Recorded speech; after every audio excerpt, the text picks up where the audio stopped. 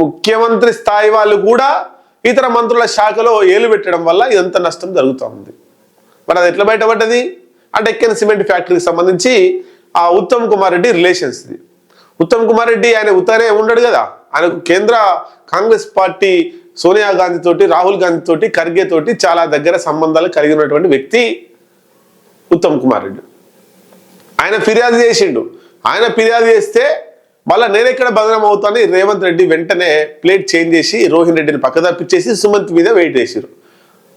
అసలు రోహిన్ రెడ్డి మీద వెయిట్ వేయాలి. రోహిన్ రెడ్డి మీద వెయిట్ వేసి కాంగ్రెస్ పార్టీ నుండి సస్పెండ్ చేస్తే రేవంత్ రెడ్డికి నష్టం జరుగుతుంది కాబట్టి సుమంత్ నువ్వు బలి చేసిర్రు, రోహిన్ రెడ్డిని పక్కకు తప్పించారు.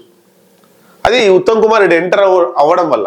ఉత్తమ్ కుమార్ రెడ్డి ఎంటర్ కాకపోతే అసలు ఆ గన్ను పెట్టి బెదిరించి డబ్బులు దోసుకొని వెళ్ళిపోయేటోళ్ళు.